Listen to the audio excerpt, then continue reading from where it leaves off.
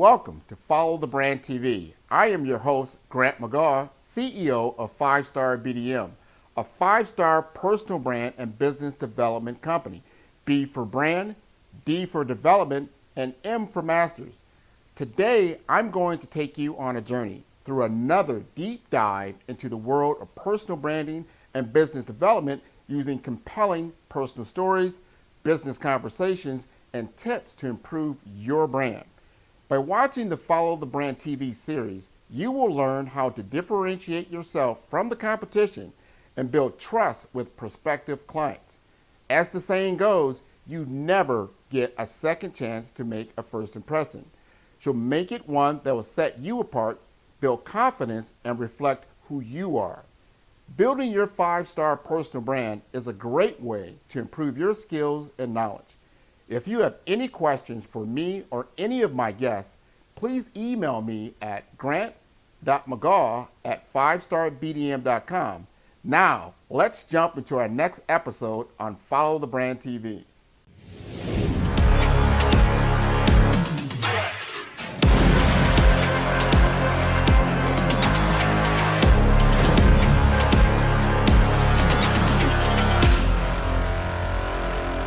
This episode is brought to you by 5-Star BDM, Brand Development Masters, is a professional consulting and advisory group keenly focused on business development services for the small to mid-sized business and entrepreneurs. Although every business is unique, they often share business development challenges that can be addressed through smart branding. Services include process improvement and operations, digital strategy and transformation, business intelligence, digital marketing, and personal branding. Our business and personal branding company has helped a number of professionals and organizations to optimize and grow. This results in more business, more opportunities, better reach, positive outcomes. Visit www.5starbdm.com today to learn more. I want to welcome everybody. I've had some great podcasts, I've had some great productions, and they've all been great. And I'm very proud of them. But I'm going to go on record right now and say that this show that we're about to do right now is going to eclipse all the former shows that I've done. And I say that because of my guest today, Mr. Andy Peak. If you don't know Andy Peak, you will know Mr. Peak over the next 30 to 40 minutes. We're going to talk about a little bit about his career. He is in one of the hottest industries in the United States, actually in the world right now, because of the pandemic that we're in, that we've had to pivot to a more virtual environment. He's in that audio visual space, and he's been doing this for a number of years, and he's going to share with us his particular journey, his particular story, his knowledge and expertise in this area of intrigue and what the future really holds when it comes to audio, visual, or video conferencing equipment. So without further ado, I'm going to bring on Mr. Andy Peak. Well, thank you, Grant. That was quite the introduction. A little pressure there to be your best show. I'm sure that that's a pretty tough task to accomplish. But as Grant mentioned, my name is Andy Peak. I've been in the audiovisual industry for over 20 years now. Did most of my career in AV engineering and integration, and came to Logitech about a year and a half ago. Right as the pandemic was kicking off, and Logitech is now the world's largest provider of virtual communication solutions and video conferencing solutions. And so it has been quite a ride over the last year and a half, but it has brought about some massive changes in the industry. I mean, we're in the middle of a paradigm shift in the way business is done. And, you hear people talking about hybrid and work environments, and are we bringing people back to the office or not, and all of these other things. And it's caused some dilemmas for companies to deal with, but also some opportunities as well. And there's ways to deploy technology to solve a lot of those problems. And that's what Logitech is really focused on, is the client and how to solve those problems. And so we're launching so many new products. I think we've launched close to 8 products just the last year, with many more slated to come out in the near future, because we're trying to provide a solution for pretty much every scenario for businesses that are having to deal with, these new virtual communication issues. Right, man. And that's where we're at, right? We all have had to pivot to this new virtual platform.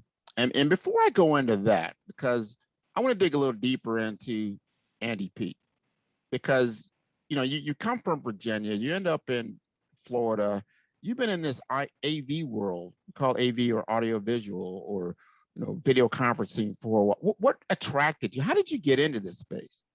I fell into it, actually. I had a couple of job offers out of college, and I took a sales job with a company called Icon Office Solutions, which isn't even around anymore.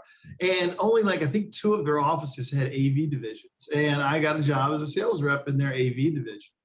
And after my first year there, they decided to dissolve the AV department.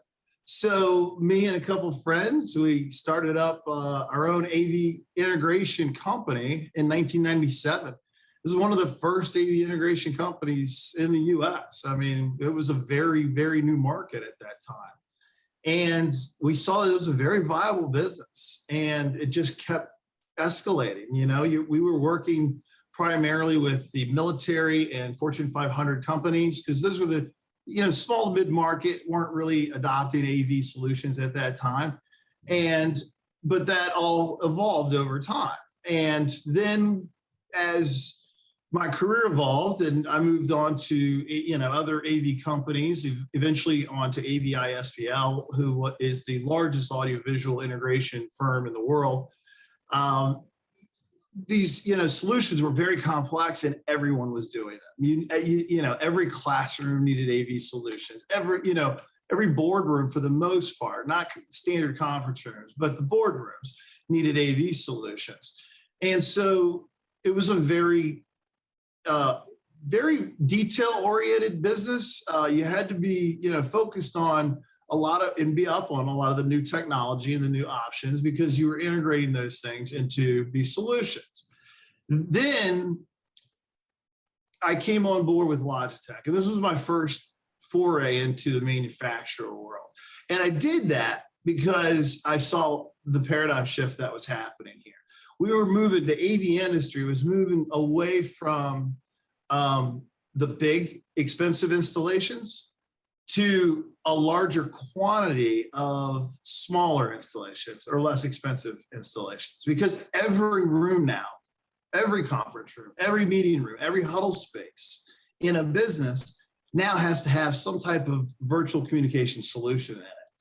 And Logitech was just perfectly positioned for that. The video conferencing market evolved from codecs, really expensive codec, backbones that cost the companies, millions and millions of dollars, not just to procure, but to maintain.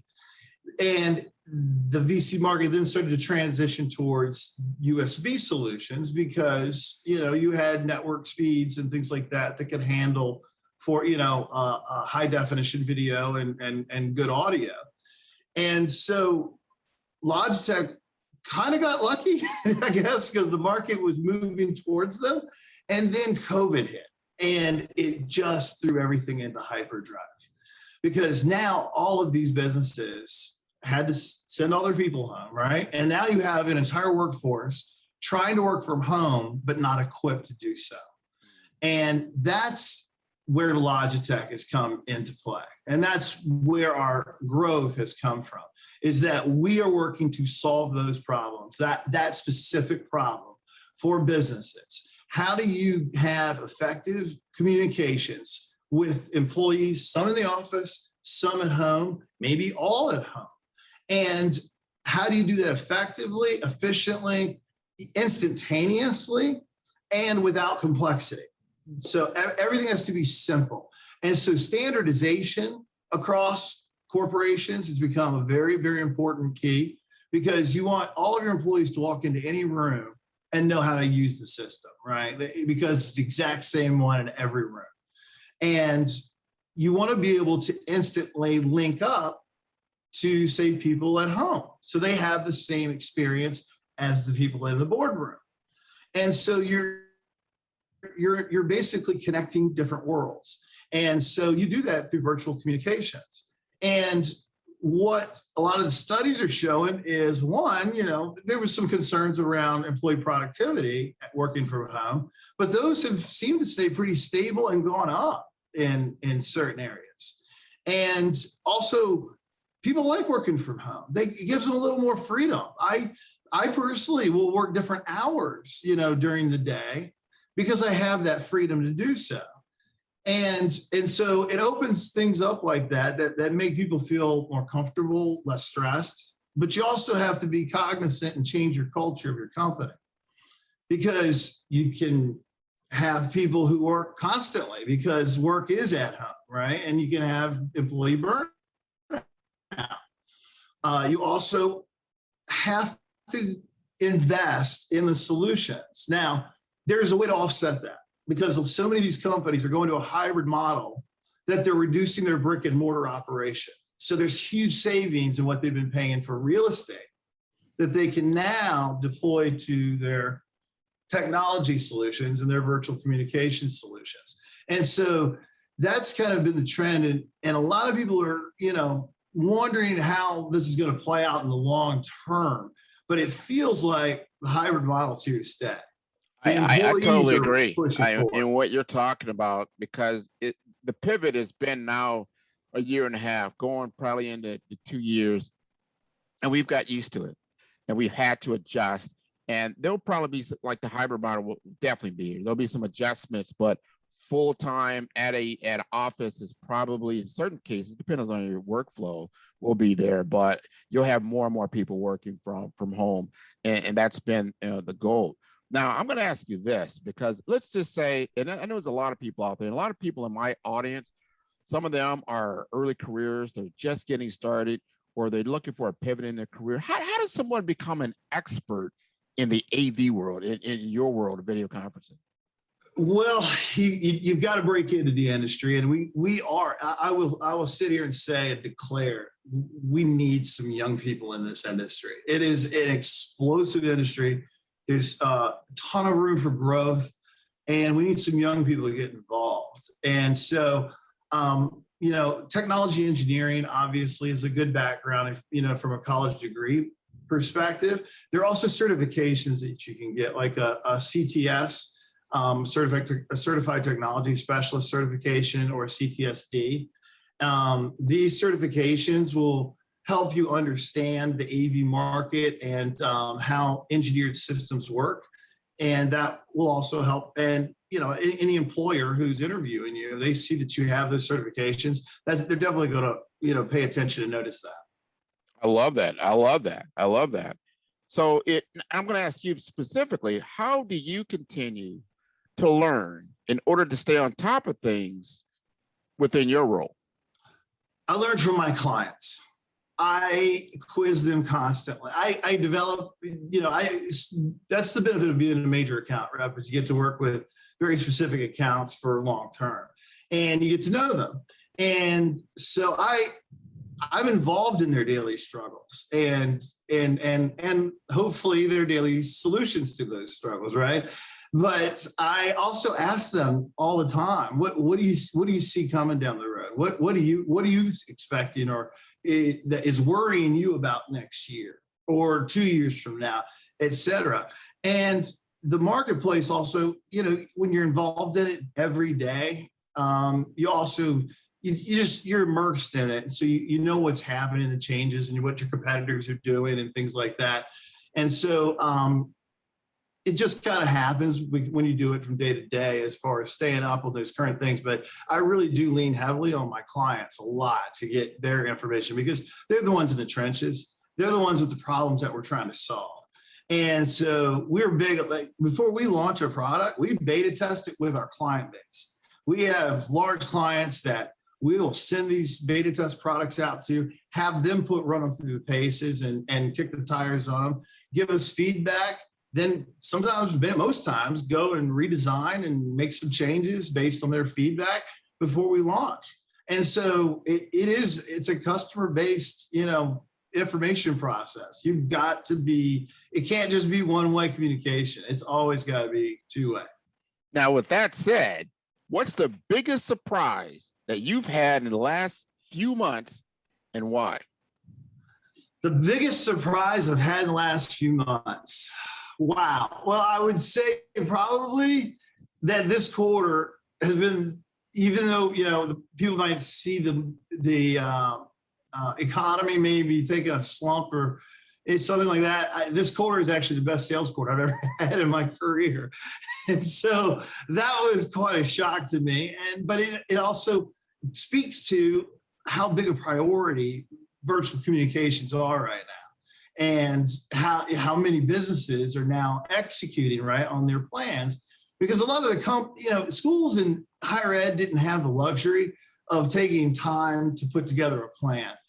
When COVID hit, it was like they were scrambling just to put something in place. Businesses sent everybody home and then took a step back and said, hey, let's do some analysis here and figure out a roadmap that will get us to success, right? Into a place and now we're reaching that point where a lot of these companies are pulling the trigger on those plans that they've been working on for the last year and a half. And I like that. Yeah, I think where you're going is like, this thing is blowing up. You're blowing up. You're riding this great wave. You're learning from the industry and what's working, what's not. Very innovative. I love how you're inserted yourself in the customer's experience, and you're bringing them the different solutions that they need specifically in this time of change to help them to grow financially.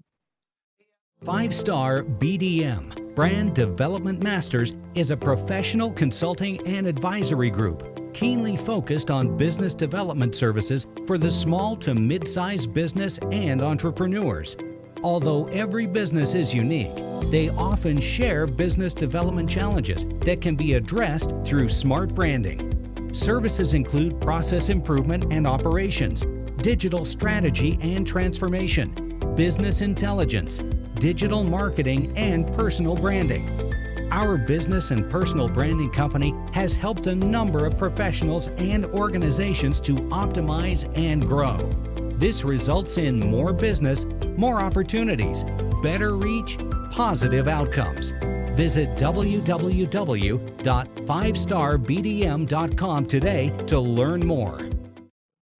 Yeah, and I'll tell you one other something that happened just recently that was kind of surprising to me was that I started working with NASCAR, and they became a client of Logitech's, and we have now formed a co-marketing partnership.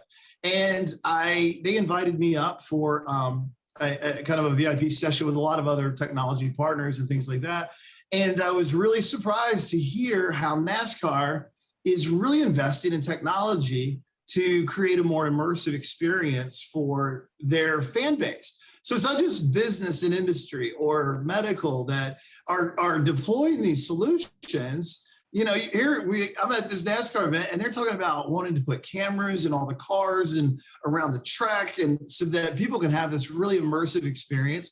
They were talking about creating experience centers at some of the major tracks, where people can have virtual reality races, before the race starts, and all of these ideas.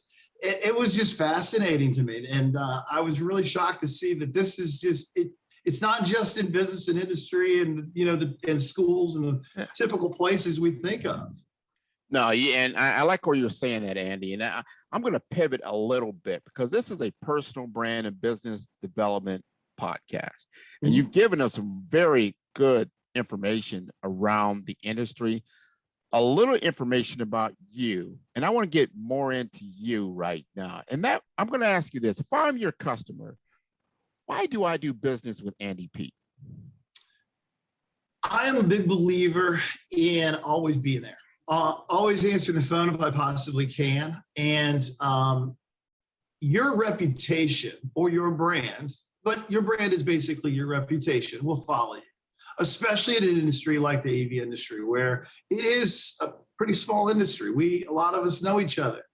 And so your integrity with your clients, always being transparent and honest, even if you got to give them bad news, it's those things are important, and they really they serve you in the long term, even in the bad ones do, because you're being honest, and and your clients understand that they can trust you. And also being available. That is so key. Clients, when they call you, they're calling you because they need you. And if you're not picking up the phone, you're not responding to emails in a timely manner, they're going to find someone else who will. And at the end of the day, that's not what you want. It's never about the deal you're working on right now. It's about the next 10 deals. And that's always been something that I've tried to focus on in my career. Man, that's very good information, very good insight in what you just said there. Now I'm curious, and I want to ask you this. How do you continue to learn in order to stay on top of things within your role? Well, so we're at Logitech, with a company this size. Obviously, we're blessed to have access to all kinds of information, whether it be on our competitors and everything else. And so but also I work with so many different partners and clients. So we mentioned earlier talking to the clients, getting their feedback, right? But I also work with, Logitech doesn't sell directly to clients. We sell through dealers and through AV integrators, which, like the role I used to have at AVI SPL. And so in dealing with those individuals, the integrators, you keep up on the changes that are happening in the integration world too, right? Like, so one of the major changes that the integrators are dealing with right now is, instead of doing 10 $50,000 conference rooms, they're doing 100 $12,000 conference rooms. You see what I'm saying? And they're making it up in the aggregate. Now, they've been a little slow to adopt, but now they're figuring it out that, okay, these companies no longer want to do these really elaborate, expensive systems in a few select executive conference rooms. They're recognizing they have to have VC solutions in every conference room, every huddle space. And so it has caused a redistribution of that capital in order to solve that problem. But it's more functional for the company anyway, because then they get to standardize all of those rooms, right? They're not on the exact same platform. It's a uniform experience, no matter who's coming into the room. And so it does work out in the end for everyone. Now, help me understand this. And I'm going to ask this from my customer base that's out there listening, because you have Logitech from an enterprise perspective. However, I can walk into a Best Buy and I see Logitech. I can get a Logitech mouse. I can get a Logitech camera. What's the difference between these types of technologies? Well, like a lot of large companies, Logitech owns different brands and different companies. And so the things you buy at Best Buy and things like that, that's our consumer division. And so those are our consumer products. And that's what the company was founded on, was, wireless mice and keyboards back in the 80s. And that's where it all began. But I work in now the video conferencing, which is in the commercial division. So dealing in the corporate entity, corporate marketplace exclusively. And then we have a gaming division, Logitech G. We own Astro Gaming. We own Ultimate Ears, Jaybird. So a lot of these earbud companies and audio companies we own as well. And so having those different brands and companies under the umbrella also allows us to pull engineering resources from those different entities to create a really great product. That's another big thing about the Logitech products, is that they're fantastic. I mean, they really are. There's a big reason I came here, and it was because I saw what they were doing. They were just going to take over the industry, and we're doing it the right way. Bracken Darrell, our CEO, recently announced on CNBC our carbon footprint initiative, where we're tracking to have a zero carbon footprint by 2025 and a carbon plus footprint by 2030. And you're going to start seeing carbon reporting on all Logitech boxes, just like you see nutritional information on your food. And so we're going to be very transparent about it. And so we're trying to, and we've challenged other companies to follow suit. So we're trying to lead by example, and at the same time, do it in a way that's responsible, but still creating the best possible products that we can for our clients. Man, I'm glad you brought up your CEO. He has been in the news and talking about some very important social issues. And I really like how he champions the cause. And he has said a lot about diversity. And I've seen that he's challenged his peers around diversity and make sure that we give opportunities to everyone at a human level. That's basically what you got to bring to the game is your knowledge, your skill set, and yourself to the game, and you can play in the Logitech world. You got any comments in that area? Bracken Darrell has created the most incredible culture I've ever worked in, hands down. I could not be happier. Logitech has been, I knew I was joining a great company. It exceeded my expectations in a way that I can't even begin to tell you. Bracken is an incredible leader, and he is very much a thought leader. And the inclusive nature at Logitech is unbelievable. It's open to, very open and progressive in that way. The support and I've never had an argument with anyone within Logitech in a year and a half. Like, everybody's just kind and happy to help, and you all focused on a single goal, which is making sure the client has the best experience possible. And that all comes from Bracken. He really creates an unbelievable culture, and he leads by example. Wonderful, wonderful. So we're going to conclude here because these are some wonderful topics and discussions that you've brought up. But before I leave, I always give my guests an opportunity to talk about something that we haven't talked about. Is there anything that we have not discussed that you feel is important and you want the audience to know? And when I talk about that, I want you to think about if you're talking to that younger self and you're talking to you and how you were, let's say 20 years ago, and you wanted to have that future knowledge right now, what would you say?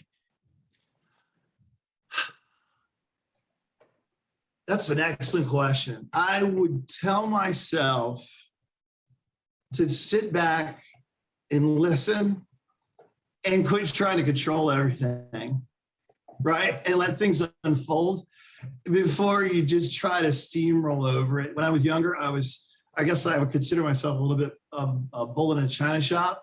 And my coworkers in Boston might claim that I still am. I don't know, but you've got to always show up, be present. You can't just sit back on your laurels and not continue to work, and because the football always has to move down the field. It always does. And, so sometimes, I think some of us in sales, we might, have a great month or a great quarter or something and kind of slack off or whatever. But think about the fact that, yeah, maybe you earned it, but your client might be suffering as a result of it. And so that's one thing I think I would tell my younger self.